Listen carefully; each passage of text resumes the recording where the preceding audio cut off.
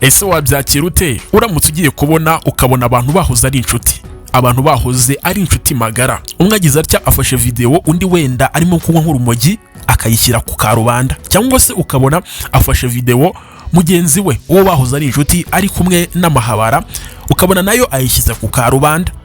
Ngira ngo byaba ari ibintu bidasanzwe. Ese noneho wabyakira ute uramutse ubonye Yago Pondati agize atya agashyira video hanze ya Bruce Melody arimo kunywa urumogi? Hano birakomeye cyane. Ese wabyakira ute ugiye kubona ukabona Yago Pondati ashyize hanze video ya Bruce Melody ari kumwe n'indaya cyangwa se tubyita amahabara kugira ngo tutaza kubiremereza? Wabyakira ute? Hakomeje kuba inkundura y'iterana ry'amagambo hagati ya Bruce Melody ndetse na Yago Pondati. Yago akakanya tuvugana yamaze gusobanura ibyo agamije ndetse nicyo arimo gukora mu by'ukuri uburemere gifite.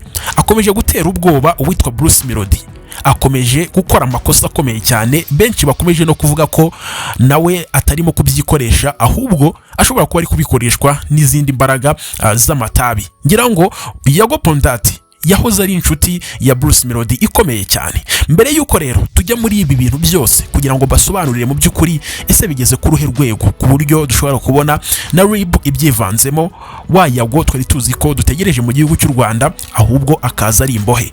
Ndagira ngo rero muri aka kanya mbanze mbabwire nti ese ibi bintu byatangiriye he? Ese wowe uri kumva ibi bintu biri buze kurangira bite? Ese wowe uri kuruhe ruhande nyuma yuko ngiye kuguhereza fact cyangwa se ibyo uwitwa Yaga amaze gushyira hanze ndetse n'ibyo uwitwa Bruce Melody yamaze gushyira hanze? Ndagira ngo rero muri aka kanya nkubwire ko abangaba bahuze ari inshuti nkuko nabikubwiye, turimo kwibaza bya bibazo turimo gutangira iyi video.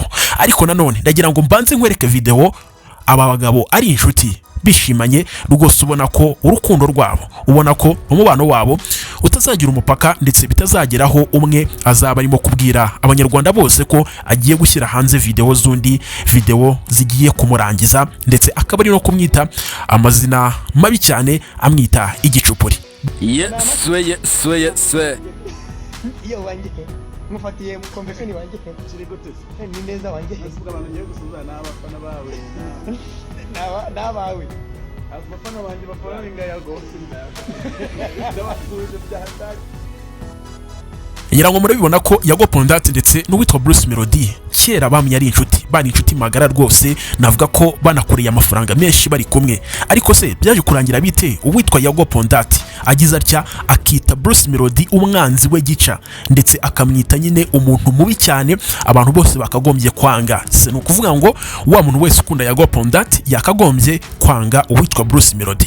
Byagenze bite? Ndagira ngo rero mpere aho ngaho kugira ngo dusobanukirwe neza mbere yuko tujya kubyo uwitwa Yago Pondati yatangaje ndetse n'ibyo Bruce Melody yatangaje.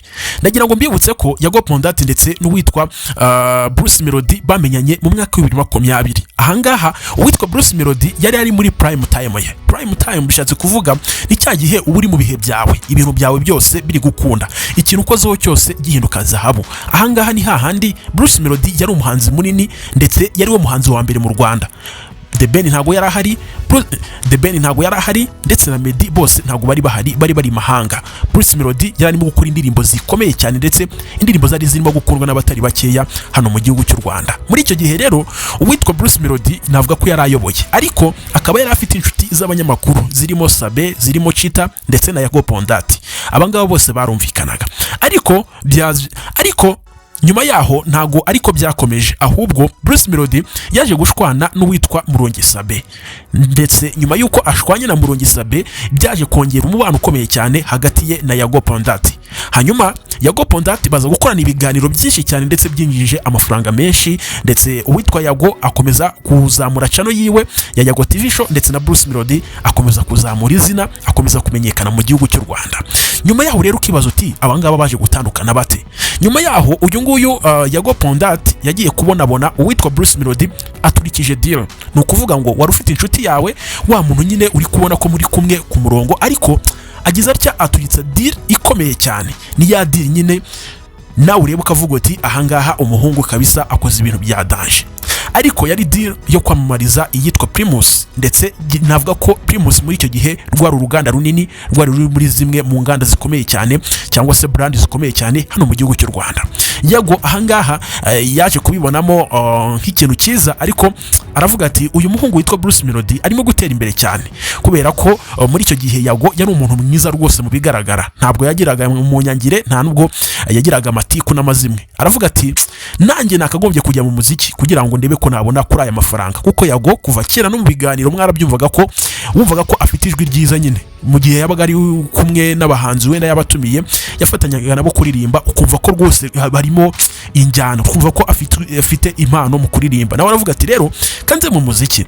Rero mu myaka ya 2022 21 gutyo Yago Pondati nawe aravuga ati kanjye mu muziki niko gukora indirimbo ya mbere yise Suwejo, inanakunda cyane. Kuva icyo gihe rero ntabwo yongeye gucana uwaka n'uwitwa Bruce Melody, ahubwo byahise biba nka bya bindi by'injango n'imbeba batangira guhigana, ndetse ibyo bapfuye byo ntabwo bigeze bitangaza, ariko bapfuye ikintu kinini cyane, kubera ko biragaragara ko batazongera gucana uwaka. Bisaba kubikireye urabivukana. Njyewe ntago ndirimba nka mvuga abantu, ntago ndirimba nka Yago, ntago ndirimba nka Bruce Melody. So njye numva ndi unique.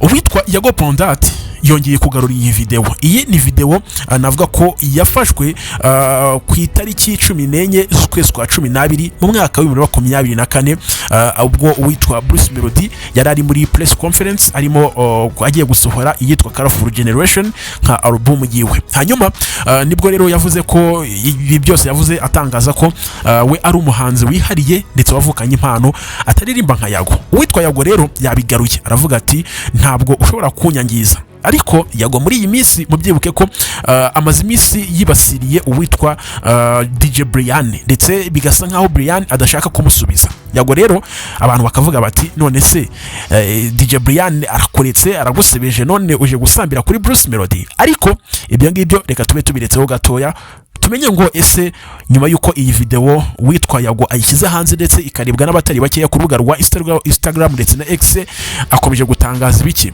Uwitwa Yago yahise yandika amagambo akomeye cyane, yanditse ati Bruce Melody niwe muhanzi w'igicupuri u Rwanda rwagize mu mateka, ni nawe muhanzi wakabirijwe cyane mu mateka. Bivuze iki gihe, ariko igihe cyo gushonga nikigera muzabyibuke ibi ngibi.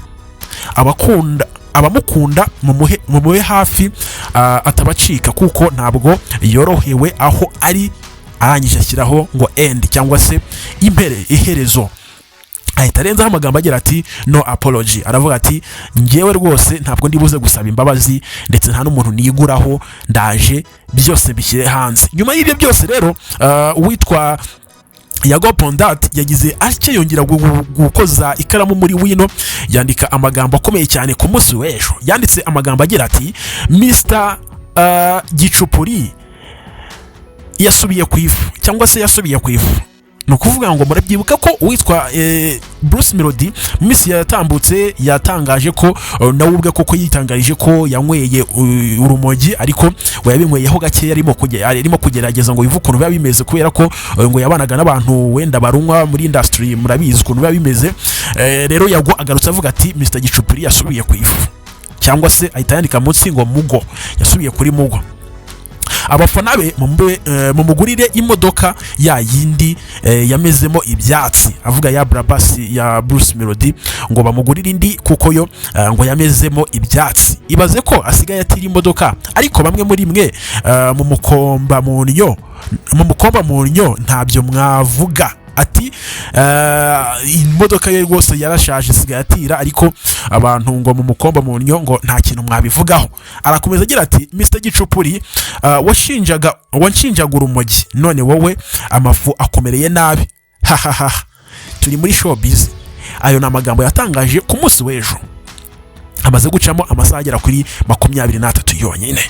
ngira ngo murabyumva ko uwitwa Yago akomeje kugenda nyine ashotora bikomeye uwitwa Bruce Melody, kandi Bruce Melody ni umuntu nyine umaze gusobanukirwa ibintu by'imbuga nkoranyambaga, kandi murabizi ko Bruce Melody ari wa muntu n'ubundi buri gihe ajya gusubiza ikintu yamaze kubitekerezaho, ntabwo ajya ahubuka. Akenshi ntabwo Bruce Melody ajya ahubuka, nyine bijya bibaho rimwe na rimwe bitewe n'umujinya, kubera ko ashobora kuba ari umuntu uhura n'ibibazo byinshi n'ibigeragezo, ariko ntabwo bikunda kubaho. Nyine iyo agiye kuvuga ashobora gupostinga ibintu wenda bya fake, ariko kuvugaho avuga ibintu nyine biri seriye gusa. So araje rero Yago amushinjije, yongeye kumushinja urumogi, ibyo birarangiye. Ariko nanone mwibuke ko muri iyi minsi Yago Pondati arimo kwamamaza intuza, arimo kwamamaza indirimbo ye igezweho kabisa, yitwa I Love My Life. Bikaba n'ibintu abantu bari kugenda bavuga bati Yago ashobora kuba yibereye mu bintu byo kwamamaza,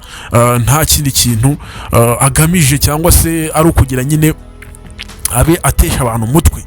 Ariko mu kanya gatoya Yago yongeye gushyira hanze ibindi, yongeye kwandika ibindi bintu ngira ngo nabyo bibasobanuriye mu busobanukirwe ibyo ari byo.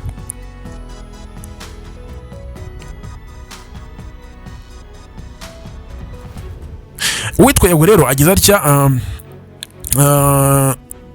arandika ati boost cyakoze genda warakabirijwe, apo nzakora operasiyo nereka abanyarwanda imiziki irenga 20 yose washishuye, then ndebe ko izina igicupuri urihakana.